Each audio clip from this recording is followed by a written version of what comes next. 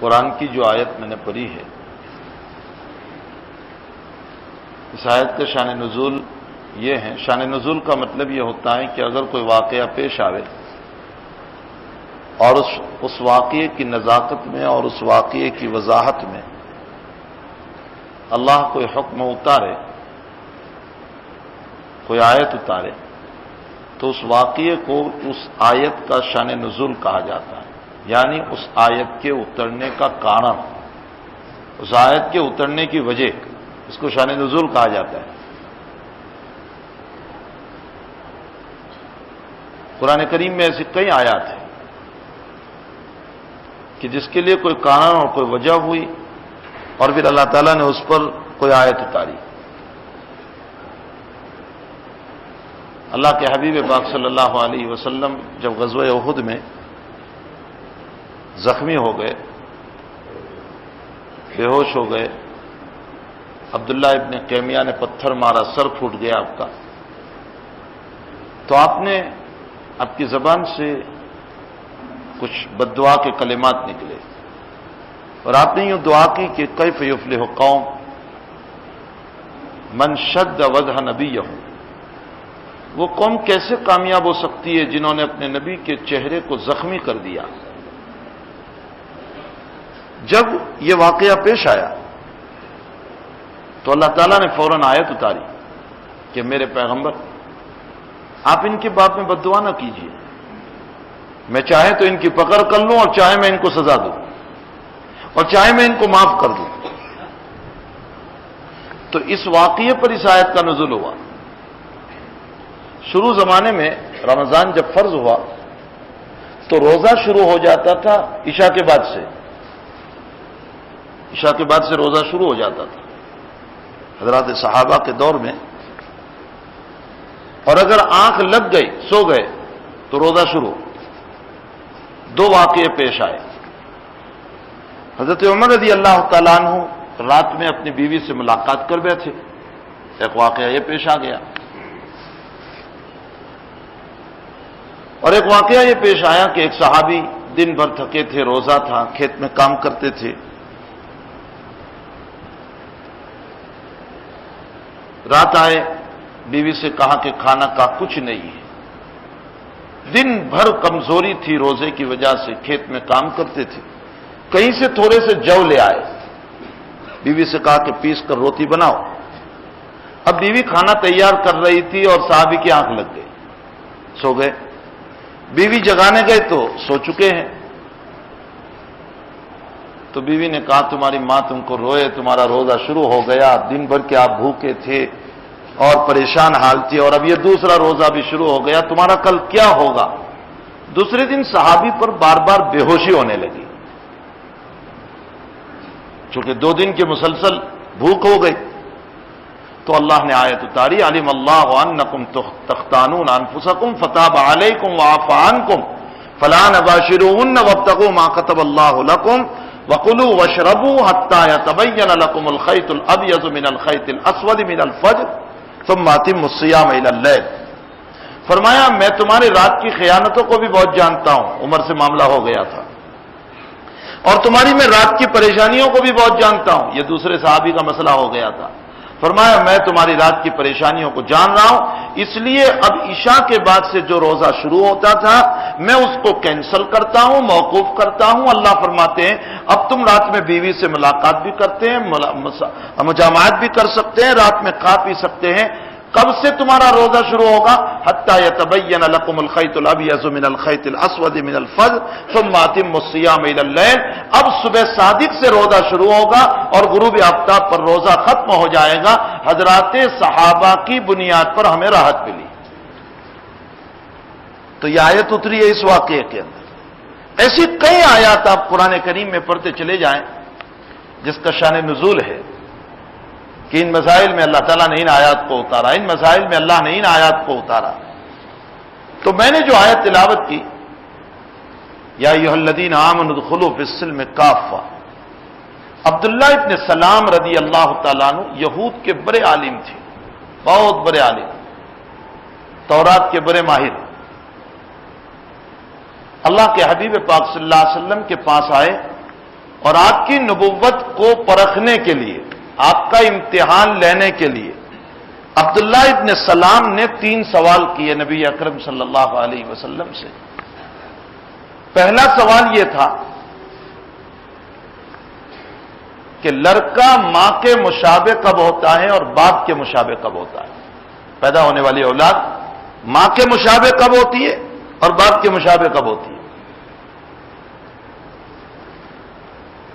Science تو ابھی آئی، میرے نبی علیہ السلام 1400 سال پہلے بول رہے ہیں۔ یہ وائی اور ایکس کے جو مسائل ہیں یہ تو ابھی سب ہے، جو سائنسی تحقیقات ہے۔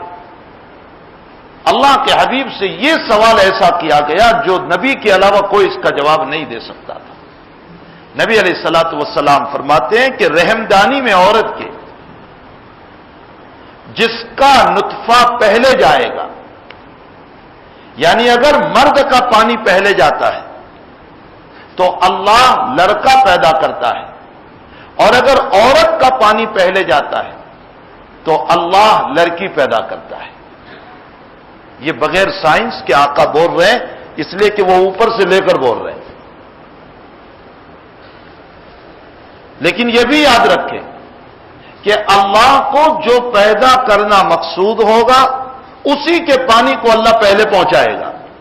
اگر اسے لڑکا پیدا کرنا مقصود ہے تو مرد کا پانی پہلے جاتا ہے، اور اگر اسے لڑکی پیدا کرنا مقصود ہے تو عورت کا پانی پہلے پہنچاتا ہے۔ یہ اللہ ہی قادر مطلق ہے، دنیا کی کوئی قدرت یا دنیا کی کوئی سائنس یہ کام نہیں کر سکتی۔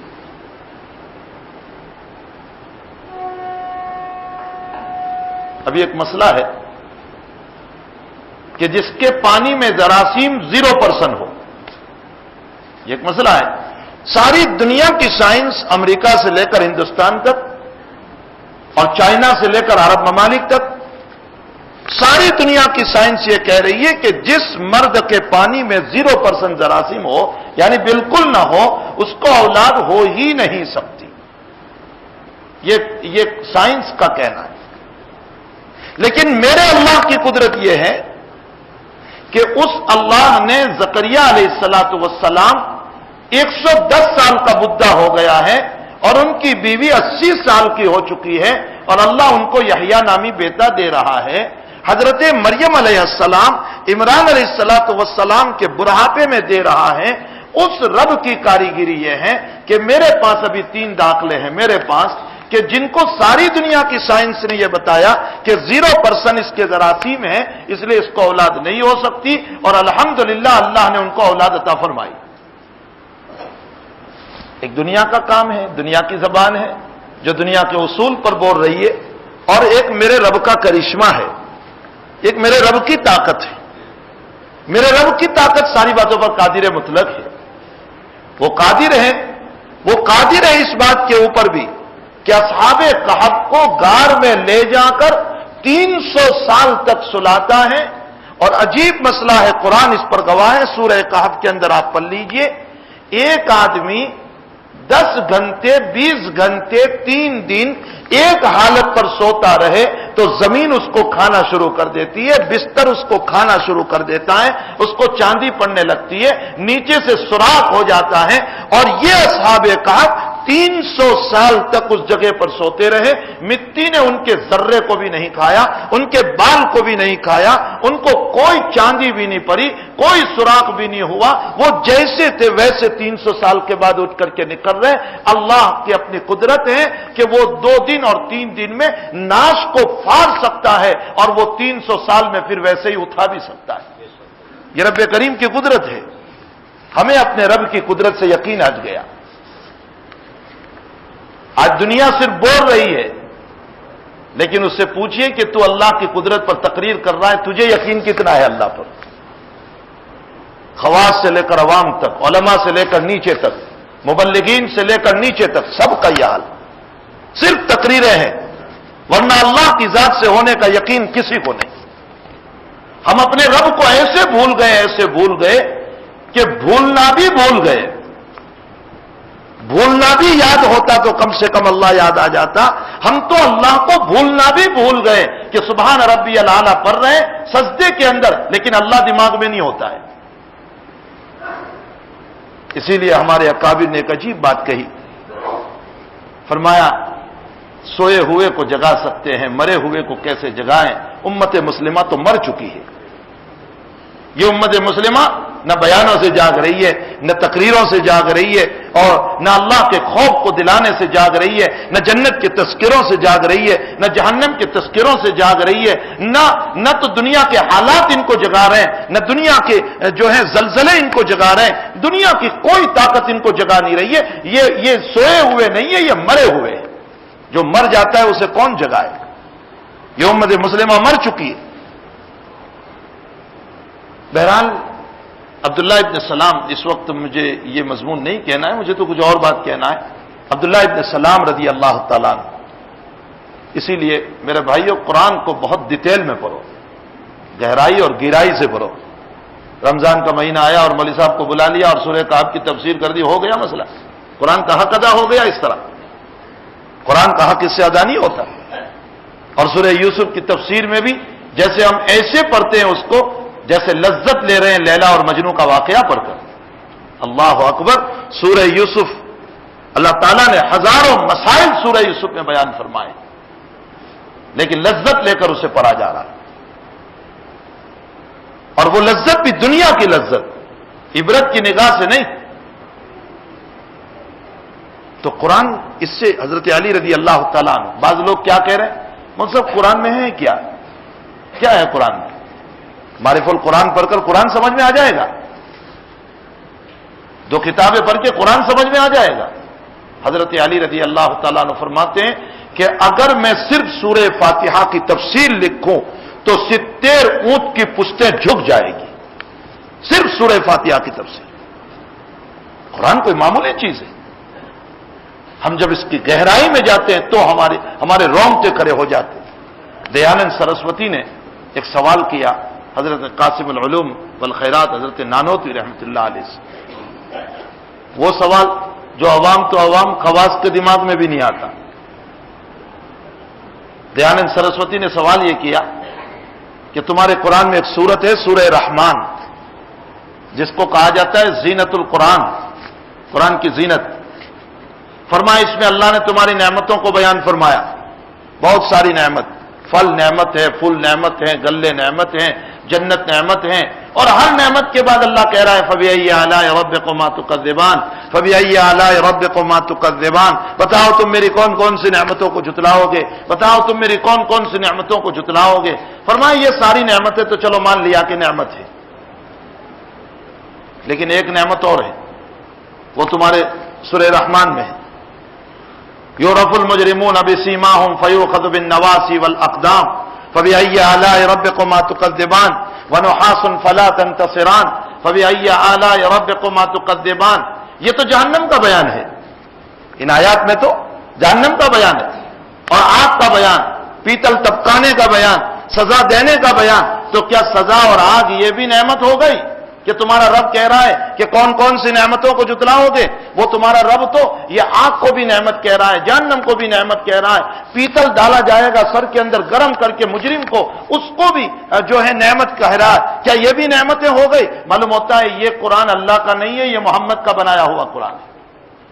یہ دیانند سرسوتی نے سوال کیا تھا قاسم العلوم والخیرات حضرت نانوتوی رحمۃ اللہ علیہ سے سہارنپور کے مناظرے میں۔ حضرت نانوتوی نے بہت پیارا جواب دیا۔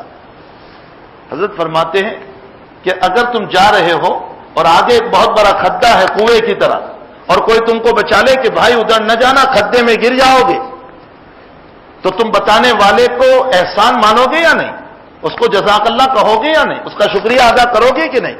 کہیں طوفان چل رہا ہے اور کوئی آپ کو روک دے کہ بھائی ادھر نہ جائے وہاں طوفان چل رہا ہے، پولیس پکڑ لے گی، حالات میں آ جاؤ گے، مصیبت میں آ جاؤ گے، تو آپ شکریہ ادا کرتے ہیں کہ نہیں؟ جزاک اللہ تم نے حالات سے مجھے بچا لیا، پریشانیوں سے مجھے بچا لیا، اگر میں ادھر جاتا پولیس مجھے پکڑ لیتی، میرا بھی نام اس کے اندر آ جاتا۔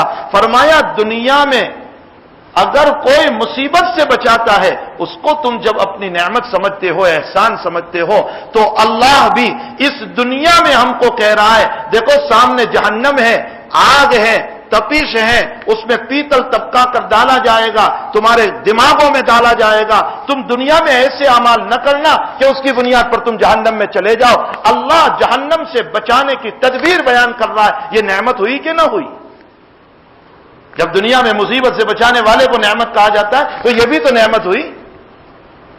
یہ ہمارے اکابر تھے، اللہ تعالیٰ نے ان کو وہ علوم دیے تھے.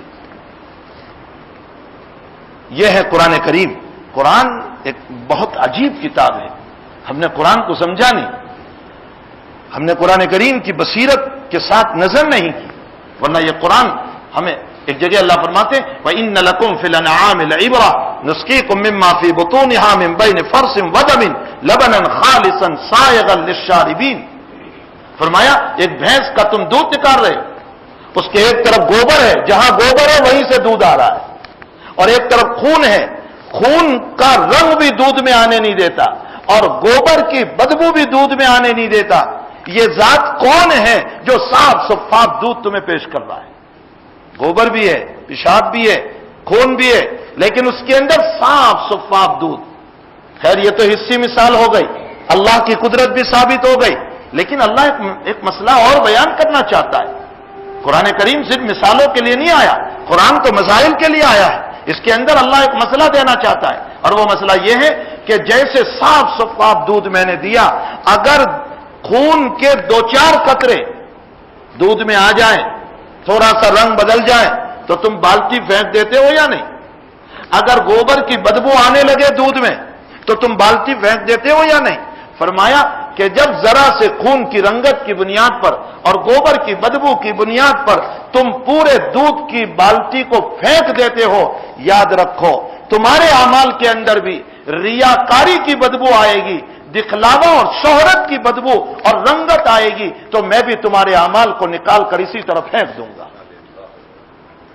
قرآن جہاں مثال بیان کرتا ہے وہاں مسئلہ بھی بیان کرتا ہے. قرآن کریم ایک ایسی کتاب نہیں ہے کہ جو سرسری طور پر ہم اس کو پڑھ لیں اور ہو گیا. قرآن تو اپنے اندر ایک بصیرت رکھتا ہے، ایک گہرائی رکھتا ہے. اس کی تہ میں جب ہم جاتے ہیں تو امت کو وہ مسائل معلوم ہوتے ہیں کہ جو دلوں کو ہلا دیا کرتا ہے.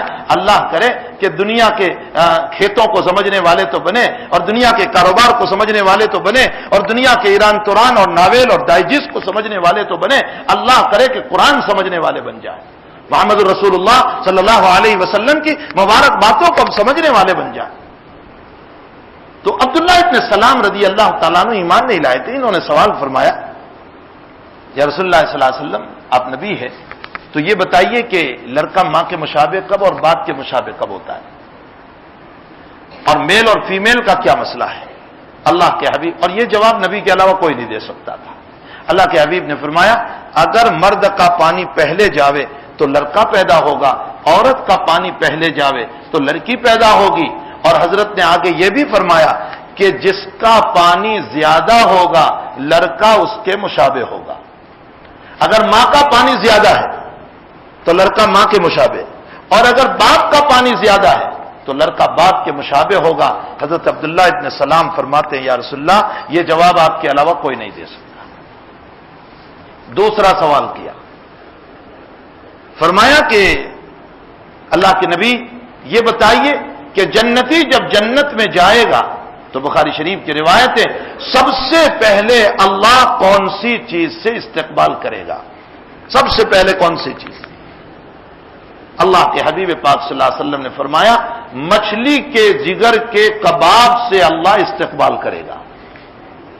جنتیوں کا استقبال مچھلی کے جگر کے کباب سے، رواہ البخاری. فرمایا اللہ کے نبی اس سوال کا جواب آپ کے علاوہ کوئی نہیں دے سکتا. اور ایک تیسرا بھی سوال کیا، اور ان تینوں سوالوں کے جواب نبی اکرم صلی اللہ علیہ وسلم نے جب دے دیے تو عبداللہ ابن سلام ایمان لے آئے. ایمان تو لے آئے لیکن ان کے مذہب میں یعنی یہودیت میں اونٹ کا گوشت حرام تھا، اور وہ اونٹ کا گوشت اصلاً جائز تھا لیکن یہودیوں کی شرارت کی بنیاد پر اللہ نے حرام کر دیا. عبداللہ ابن سلام جب ایمان لائے تو ایمان لانے کے بعد بھی اونٹ کا گوشت نہیں کھاتے تھے. ان کا پہلا مذہب تھا اس لیے نہیں کھاتے تھے. اللہ تعالیٰ نے قرآن کریم میں آیت اتاری، یا ایھا الذین آمنوا ادخلوا فی السلم کافہ، اے ایمان والو جب تم ایمان میں آ چکے تو ایمان کی ساری باتوں کو مان لو، آدھا ادھر پاؤں اور آدھا ادھر پاؤں، آدھا یہودیت میں آدھا اسلام میں، آدھا عیسائیت میں آدھا اسلام میں، آدھا ہندویت میں آدھا اسلام میں، ایسے کام نہ کرو، ادخلوا فی السلم کافہ ولا تتبعوا خطوات الشیطان، شیطان کے قدم بقدم نہ چلو۔ یہ آیت مسلمانوں کے دلوں کو بھی جھنجھوڑ رہی ہے کہ اے مسلمانوں آدھے قدم ادھر اور آدھے قدم اسلام میں، اور یوں کہہ رہے ہیں کہ مولانا جدھر کی ہوا ہو ادھر کا رخ ہمیں کرنا پڑتا ہے۔ ارے دوسروں کو اسلام کے تابع بناؤ، تم اس اسلام کو چھوڑ کر ان کے تابع نہ بنو۔ تم کہاں چلے گئے؟ تم کدھر کو چلے گئے؟ اخلاق کے باب میں مجھے اس وقت اخلاق کے باب میں کہنا تھا، اس لیے میں نے یہ آیت پڑھی۔ اخلاقیات کا معاملہ ہمارا بہت بگڑ چکا ہے۔ مسجدوں میں کچھ نمازی تو نظر آ جاتے ہیں، الحمدللہ 2-4 صفحے ہو جاتی ہے، رمضان میں روزے کے مسئلے بھی الحمدللہ ہو جاتے ہیں، اور پیسے آئے ہیں تو ذرا گھومنے کی نیت، تفریح کی نیت، اور عمرہ اور حج بھی ہو جاتا ہے ساتھ ساتھ۔ نیت دو ہے، عمرہ بھی ہے اور تفریح بھی ہے۔ چلیے اس میں تو کچھ ہو رہا ہے۔ سب سے بڑا مسئلہ اس وقت جو ہے امت جس بحران میں مبتلا ہے وہ اخلاقیات کا مسئلہ ہے۔ اخلاقیات کا وہ مسئلہ ہے کہ اخلاق کی گراوٹ کی بنیاد پر انسان پنپ نہیں پا رہا ہے، مسلمان کامیاب نہیں ہو رہا ہے۔ مفتی شفیع صاحب رحمۃ اللہ علیہ کے ملفوظات میں ایک عجیب بات لکھی ہے، اپنے دلوں پر اس جملے کو نقش کر لیں۔ مفتی شفیع صاحب رحمۃ اللہ علیہ فرما رہے ہیں کہ آج کل یہ نظر آ رہا ہے کہ باطل بہت ابھر رہا ہے۔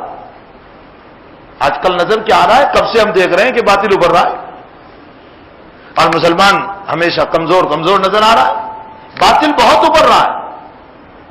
مفتی صاحب فرماتے ہیں باطل میں ابھرنے کی طاقت نہیں ہے، لیکن باطل کے ساتھ جب تھوڑا سا حق مل جاتا ہے تو وہ باطل کو اٹھا دیتا ہے۔ اس باطل طاقت والوں نے جب اخلاق جیسی حق چیز کو لے لیا تو وہ باطل ان کا ابھر آیا، اور فرمایا حق کبھی مٹتا نہیں، دبتا نہیں، لیکن حق کے ساتھ جب باطل مل جاتا ہے تو حق دب جایا کرتا ہے۔ مسلمانوں کا حق تھا، لیکن باطل جب اس کے ساتھ ملا، اخلاق چھوٹ گئے تو حق دب گیا اور وہ باطل ابھر آیا۔ آج دنیا کا یہی حال معاشرہ ہو رہا ہے۔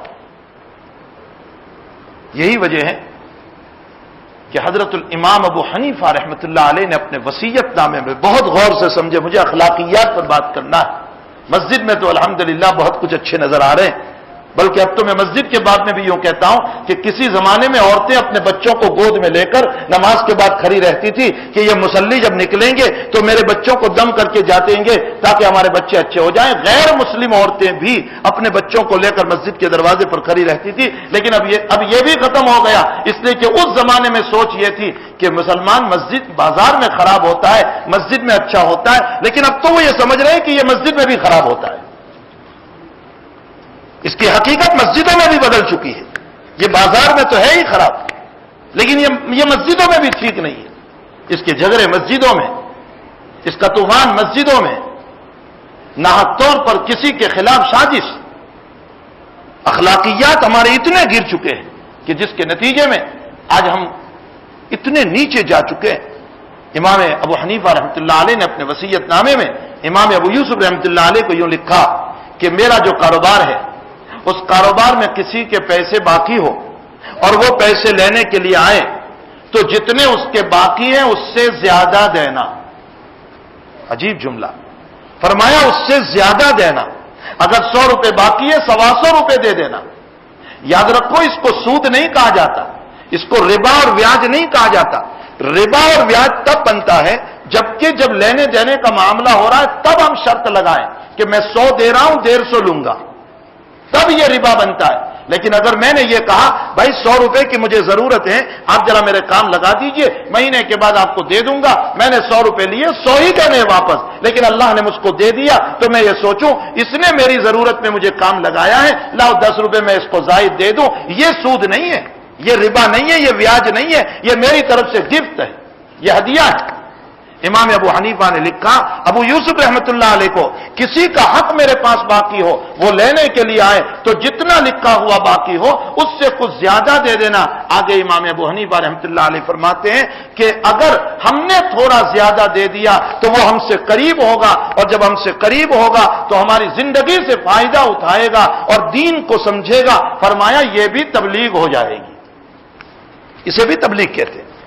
ممبر پر بیٹھ کر تقریر کرنا ہی تبلیغ نہیں, جماعت میں چلنا ہی تقریر نہیں, تبلیغ نہیں, ایک مدرسے میں پڑھانا ہی تبلیغ نہیں. یہ بھی تبلیغ ہے کہ ہم اپنے اچھے اخلاق کو پیش کریں. حضرات صحابہ کرام رضوان اللہ تعالی علیہ مجمعین غیر ممالک, غیر اسلامی ممالک میں گئے اور وہاں دکانیں کھولی, اس لیے کہ وہاں ماحول تبلیغ کا ان کے لیے نہیں تھا. وہ اکیلے کیا تبلیغ کر سکتے تھے. انہوں نے وہاں دکانیں کھولی, کاروبار شروع کیا اور لوگوں سے لین دین کا معاملہ شروع کیا. اب لوگ ان کی دکانوں پر خریدنے آتے تھے. وہ اتنے اچھے اخلاق سے صحابہ پیش آئے, اتنے عمدہ اخلاق سے پیش آئے, اتنے بہترین اخلاق سے پیش آئے کہ صرف ان کی دکانوں کا کاروبار اس ملک میں اسلام کے پھیلنے کا ذریعہ بن گیا.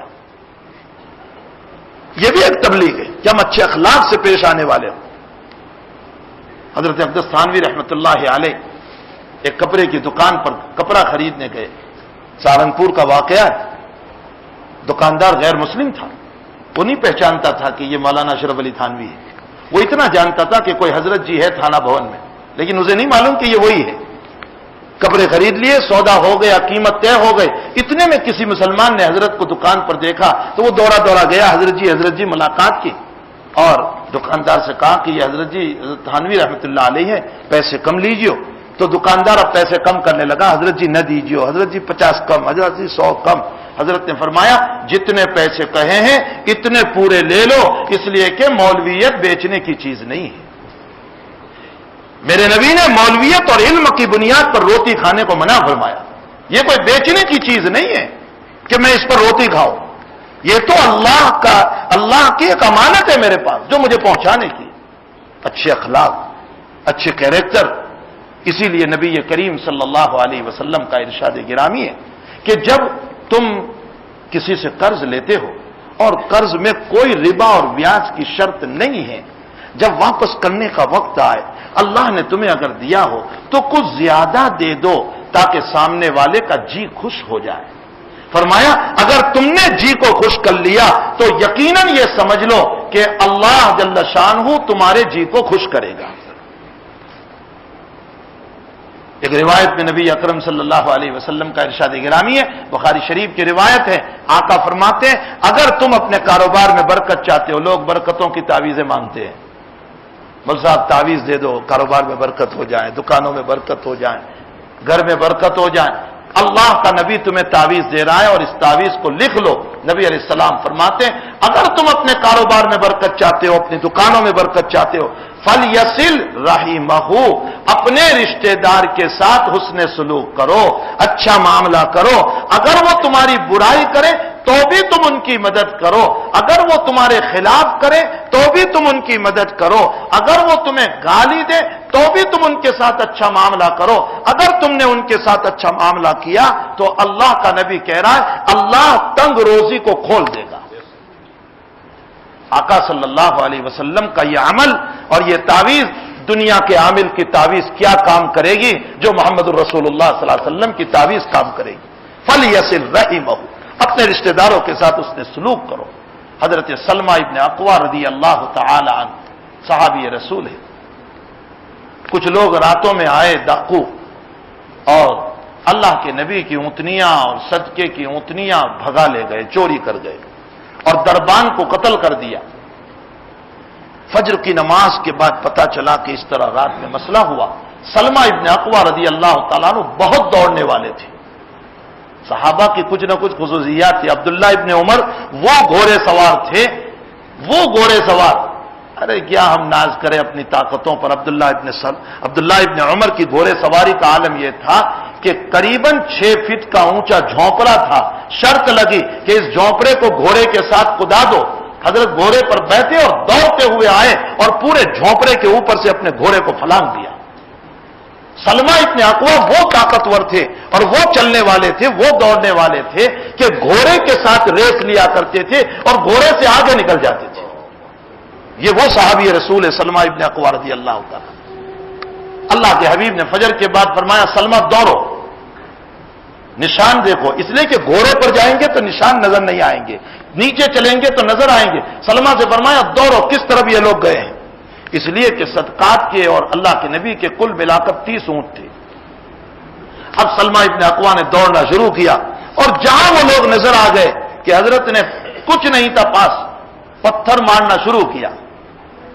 انا ابن الاقوا الیوم یوم الرزہ بولتے جا رہے، انا ابن الاقوا الیوم یوم الرزہ، فرمایا میں اقوا کا بیٹا ہوں، دیکھ لو تم بھی، آج کمینوں کی ہلاکت کا دن ہے. بولتے جا رہے، مارتے جا رہے، یہاں تک کہ ان لوگوں نے ساری اونٹنیوں کو چھوڑ دیا، سارے سامان کو چھوڑتے چلے گئے. اللہ کے حبیب بھی اتنے میں صحابہ کو لے کر پہنچ گئے. سلمہ کہنے لگے یا رسول اللہ، صبح سے ان کو میں بھگا رہا ہوں، ان کو میں نے پانی نہیں پینے دیا ہے، آپ ان دوستوں کو میرے ساتھ بھیج دیجئے، ابھی میں پکڑ کے لے آتا ہوں. اللہ کے نبی نے فرمایا یا سلمہ اذا ملکت فاسجع، اے سلمہ جب تیرا قابو ہو جائے تو اسے معاف کر دے. آپ پکڑ سکتے تھے ان کو، اور آج ہمارا حال یہ ہے کہ ذرا قابو ہو گیا تو اس کو مانگرول کی کورٹ میں اور کوسمبا کے PSI کے پاس غلط فون کر کے اس کی پٹائی کرواتے. کیا یہ اسلام ہے؟ اس کو اسلام کہا جاتا ہے کہ ہم اپنے دل کی بھڑاس کے لیے جس طرح چاہیں مسلمانوں کی آبرو ریزی کر دیں، جس طرح چاہیں اس کی عزت کو لٹا دیں. اللہ کے نبی فرماتے ہیں اذا ملکت فاسجع، سلمہ جب تمہارا قابو ہو جائے تم اسے معاف کر دیا کرو. عبداللہ ابن ابی رئیس المنافقین، سارے منافقوں کا سردار، مدینے میں اللہ کے نبی علیہ السلام کو ستانے میں کوئی کمی نہیں رکھی. تبوک کے بعد یہ مرا ہے، سن 9 کا واقعہ ہے. مرنے سے پہلے اس کا بیٹا پکا صحابی حضرت عبداللہ رضی اللہ تعالیٰ، باپ کا نام بھی عبداللہ، بیٹے کا نام بھی عبداللہ، باپ پکا منافق، بیٹا پکا صحابی. باپ نے مرنے سے پہلے اپنے بیٹے عبداللہ سے یوں کہا، بیٹے میں مر رہا ہوں، تیرے نبی کو کہیو کہ میری جنازے کی نماز پڑھائیں. تو بیٹا کہہ رہا ہے ابا کس منہ سے آپ مجھے یوں کہہ رہے ہیں کہ میرے نبی تمہاری نماز پڑھائیں؟ آپ نے نبی کو کتنا ستایا ہے، حضرت عائشہ پر الزام آپ نے لگایا، ساری زندگی نبی کو پریشان آپ نے کیا. ارے ابھی تبوک کے سفر میں اللہ کے حبیب پاک صلی اللہ علیہ وسلم کو یوں کہا کہ تم ذلیل ہو، تم کمینے ہو، تم نے نبی کو کمینہ کہا، تم نے نبی کو ذلیل کہا، تم نے یوں کہا لَيُخْرِجَنَّ الْأَعَزُّ مِنْهَا الْأَذَلَّ. قرآن اس واقعے کو نقل کر رہا ہے، تم نے کیسے کیسے کلمات میرے نبی کے خلاف بولے اور تم یوں کہہ رہے ہو کہ نبی علیہ السلام تمہاری جنازے کی نماز پڑھائیں. باپ جواب دے رہا ہے، عبداللہ ابن ابی جواب دے رہا ہے، اپنے دلوں پر لکھ لو. فرمایا اگر مجھ سے زیادہ ظالم کوئی نہیں تو تیرے نبی سے بڑھ کر رحمت للعالمین بھی تو کوئی نہیں. تو کہنا تو صحیح تیرے نبی کو.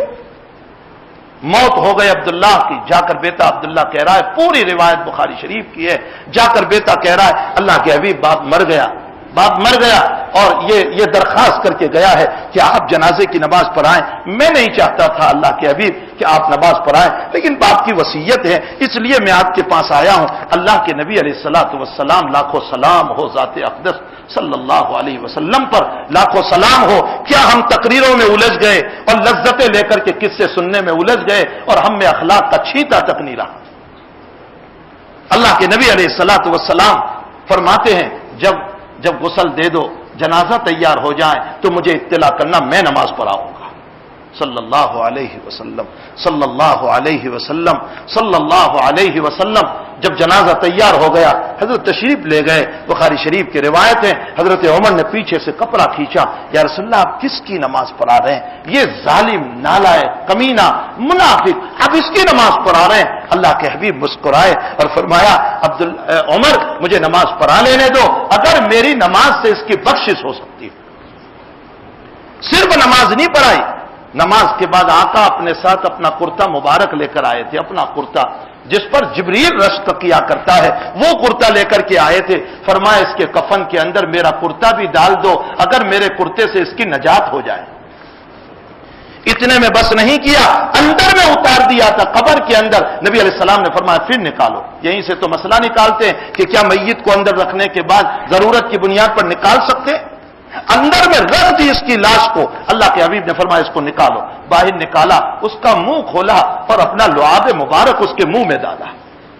اپنا تھوک مبارک اس کے منہ میں ڈالا اور کہا میرے تھوک سے بھی اس کی بخشش ہو سکتی ہو تو میں اس کو بھی دینے کے لیے تیار ہوں. حضرت عمر فرماتے ہیں یا رسول اللہ آپ کی یہ ایسے شفقت اور محبت والے کام. فرمایا اگر اس کی بخشش ہو جائے تو بہت بہت غنیمت ہے, لیکن اگر بخشش نہ بھی ہوئی تو انشاءاللہ تعالی میرا یہ عمل بیکار نہیں جائے گا. عبداللہ ابن ابی کو دفن نہیں کیا ہے کہ عبداللہ ابن ابی کے ماننے والے 1000 منافقین پکے مسلمان ہو گئے. اسلام اخلاق سے پھیلا ہے. کہاں ہے ہمارے پاس وہ اخلاق؟ کیا ہمیں بازاروں میں ہمارے اخلاق نظر آ رہے, ہمارے کاروباروں میں اخلاق نظر آ رہے؟ جھوٹے دستاویزات میں مسلمان آگے, کسی یتیم بیوہ اور غریبوں کی زمین اور مکان کے لینے میں مسلمان آگے. کیا یہ ہمارے پاس اخلاق ہے؟ اللہ کرے کہ ہمارے پاس صحیح اخلاق آ جائیں. ہمارے پاس اخلاق کی کمی ہے, اسی کی بنیاد پر اسلام جو ہے پنپ نہیں پا رہا ہے. اسلام لوگوں کے سامنے غلط جا رہا ہے اور ہماری طرف سے غلط میسج پہنچ رہا ہے. اس لیے ہمیں چاہیے یا ایھا الذین آمنوا ادخلوا فی السلم کافہ ولا تتبعوا خطوات الشیطان. اے ایمان والو اسلام میں پورے داخل ہو جاؤ.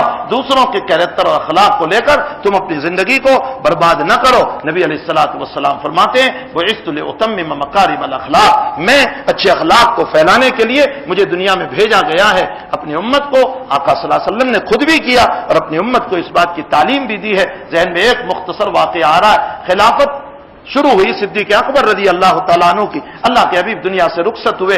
صدیق اکبر نے ایک میٹنگ بلائی اور سارے قبیلے کے بڑے جیسے ہمارے وہاں دیہات ہوتے ہیں تو سارے مدینے کے اطراف میں جتنے قبیلے تھے ہر قبیلے کے بڑے آدمیوں کو بلایا کہ بھئی تمہارے علاقے میں کون غریب ہے, تمہارے علاقے میں کون غریب ہے, تمہارے علاقے میں کون غریب اور بیوہ ہے, تمہارے علاقے میں کون یتیم ہے, تم اپنے گاؤں کی فہرست بناؤ, تم اپنے گاؤں کی فہرست بناؤ. سب نے فہرست بنا کر کے دے دی. اب حضرت صدیق نے دوسرا مسئلہ بیان فرمایا کہ دیکھو میرے پاس مسائل بہت ہیں. اس طرف صحابہ کو سنبھالنا, اس طرف لوگ مرتد ہوتے جا رہے ہیں, اس طرف لوگ زکوٰۃ کا انکار کر رہے ہیں, مجھے سب کو سنبھالنا ہے, میں ان مسائل کو نہیں کر سکوں گا. اگر تم لوگ اپنی بستی کی ذمہ داری لے لو اور تم یہ طے کر لو کہ ہم اپنی بستی کے غریب بیوہ اور یتیموں کا تعاون کریں گے تو میرے ذمے سے اتنا بوجھ ختم ہو جائے. ہر بستی کے بڑے لوگوں نے ذمہ داری لے لی اور نام لکھ دیا, اس غریب کا تعاون یہ کرے گا, اس یتیم کا تعاون یہ کرے گا, اس بیوہ کا تعاون یہ کرے گا. سب میٹنگ پوری ہو گئی. وہ دفتر, وہ چوپڑا, وہ بک دیکھی گئی. حضرت عمر نے اس کو اٹھایا. ایک بیوہ عورت تھی مدینہ المنورہ میں اور اس کے سامنے کسی کا نام نہیں لکھا تھا. حضرت عمر رضی اللہ تعالیٰ عنہ نے سوچا کہ یہ عورت تو میں پہچانتا ہوں, فلاں جگہ رہتی ہے, اس کی خدمت میں کر دیا کروں گا. یہ سوچ کر اپنا نام حضرت عمر نے لکھ دیا. ابن ہشام نے اس واقعے کو نقل کیا ہے. حضرت عمر رضی اللہ تعالیٰ عنہ فجر کے بعد وہاں پہنچے اور اس بری عورت سے, نابینا سے یوں کہا کہ امی میں آیا ہوں, کوئی کام گھر کا ہو تو مجھے بتا دو, جھاڑو وغیرہ. فرمایا بیٹے معلوم نہیں تو کون ہے, تجھ سے پہلے ایک آدمی آ گیا تھا جو گھر کو صاف کر کے گیا ہے. فرمایا یہ کون آیا جو فجر کے پہلے آ گیا؟ دوسرے دن حضرت عمر فجر سے پہلے پہنچے تہجد کے موقع پر, کہہ رہے ہیں امی گھر کو جھاڑو دے دوں, پانی بھر لاؤں. فرمایا بیٹے تجھ سے پہلے کوئی آیا تھا, وہ گھر کو صاف کر گیا. تیسرے دن اور جلدی پہنچے. فرمایا میں دیکھوں تو صحیح, گھر کا کام کر دوں امی. فرمایا بیٹے تجھ سے پہلے کوئی آیا تھا, وہ تو آج روٹی بھی پکا گیا میرے لیے. حضرت عمر سوچنے لگے کہ میں رات 3 بجے آیا ہوں تب بھی کوئی مجھ سے پہلے آ گیا, یہ کون ہے؟ عشاء کی نماز کے بعد حضرت اندھیرے میں چھپ گئے اس مکان کے قریب اور دیکھنے لگے کہ کون وہ آ رہا ہے. جب ایک رات کا حصہ گزر گیا تو دھیرے دھیرے قدم سے حضرت صدیق اکبر اپنے پاؤں میں چپل پکڑ کر کے, پاؤں میں نہیں پہنے, ہاتھ میں چپل پکڑ کر کے آ رہے ہیں اس عورت کے مکان کی طرف. حضرت عمر نے دیکھا کہ یہ کوئی آدمی آ رہا ہے, دوڑے اور قریب گئے, دیکھا کہ صدیق اکبر رضی اللہ تعالی عنہ خلیفۃ المسلمین کیا آج کے سرپنچوں کے اوپر لڑ رہے ہیں, کیا ہم سے لوگوں کی خدمتیں ہو رہی ہیں. خلیفہ تو وہ تھے جنہوں نے امت کی خدمتیں کی ہے. حضرت عمر کی چیخ نکل گئی, حضرت آپ ہیں. فرمایا عمر شور نہ کرو, لوگ سوئے ہوئے. فرمایا چپل آپ کھلے پاؤں چل رہے ہیں. فرمایا میرے چپل کی آواز سے کسی کی نیند خراب نہ ہو جائے. کیا ہم اپنے اوپر اترا رہے ہیں, خالی شان بتانے میں ہم رہ گئے اپنی. وہ تھے ہمارے اکابر جن کی زندگیوں پر ہمیں آنے کی ضرورت ہے. حضرت عمر رضی اللہ تعالیٰ عنہ رو کر فرماتے ہیں ابو بکر میں آپ سے آگے نہیں جا سکتا. میں آپ سے آگے نہیں بڑھ سکتا. یہ صدیق اکبر رضی اللہ تعالیٰ عنہ یہ ہمارے اکابر تھے. اللہ ہم سب کو بھی اچھے اخلاق نصیب فرمائے, پاکیزہ زندگی نصیب فرمائے, اور برے اخلاق سے اللہ ہم سب کی حفاظت فرمائے. وصلی اللہ علی النبی الکریم برحمتہ.